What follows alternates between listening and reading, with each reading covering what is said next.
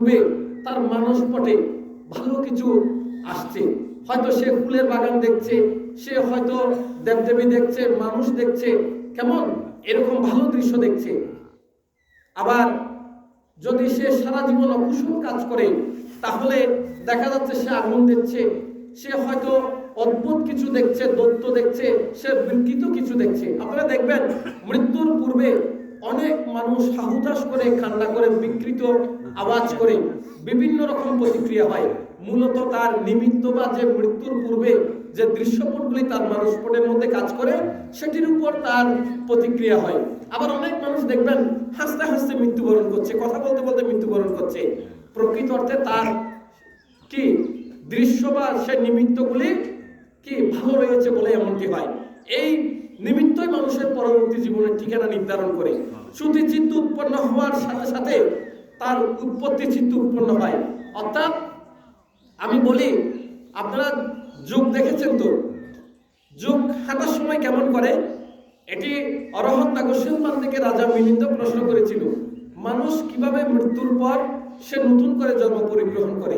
এর এই প্রেক্ষিতে অরহত নাগস্যিলমান বলেছিলেন যে মহারাজ, আপনি নিশ্চয় যোগ দেখেছেন? বলো যে হ্যাঁ দেখেছি। যোগকে হাঁটতে দেখেছেন? বলো যে হ্যাঁ দেখেছি।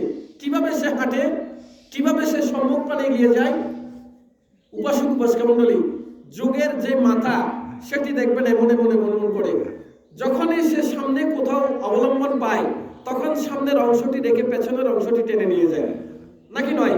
সামনে যদি সে কোনো অবলম্বন না পায়, যতক্ষণ অবলম্বন না পায় ততক্ষণ পর্যন্ত পেছনের অংশটি সে সামনের দিকে অগ্রসর করে না। ঠিক তদ্রূপভাবে মানুষের চ্যুতি চিত্ত যখন উৎপত্তি হয়, তখন সাথে সাথে উৎপত্তি চিত্ত উৎপন্ন হয় তার সারা জীবনের সঞ্চিত কর্ম এবং মৃত্যুর পূর্বে তার যে নিমিত্ত দৃশ্যপট আসে, সেটির উপর ভিত্তি করে সে নতুন করে কোথাও কি হয়, সে একটা অবলম্বন পায়।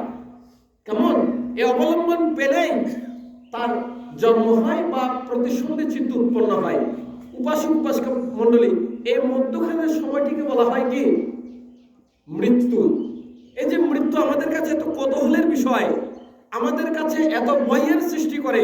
প্রকৃত অর্থে এই মৃত্যু এত সংক্ষেপ সময় হয়, এটি আমাদের কাছে নির্ণয় করা অত্যন্ত দুঃসাধ্য একটি বিষয়। এই যে বাড়িতে আমাদের লাইট আছে, ফ্যান আছে, আমরা যখন সুইচ টিপে দিই, সাথে সাথে সে ফ্যান এবং লাইট জ্বলে ওঠে, তাই নয় কি?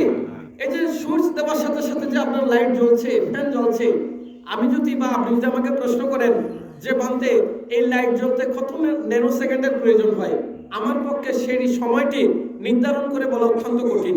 ঠিক তদ্রূপভাবে মানুষের যখন চ্যুতি চিত্ত উৎপন্ন হয়, আবার এই সময়ের মধ্যে উৎপত্তি চিত্ত হয়ে যায়, এটি এত কম সময়ে সংঘটিত হয় যে সেটি নির্ধারণ করা, নির্ণয় করা অত্যন্ত কঠিন। এই সময়কে বলা হয় যে মৃত্যু। উপাসক উপাসিকা মণ্ডলী,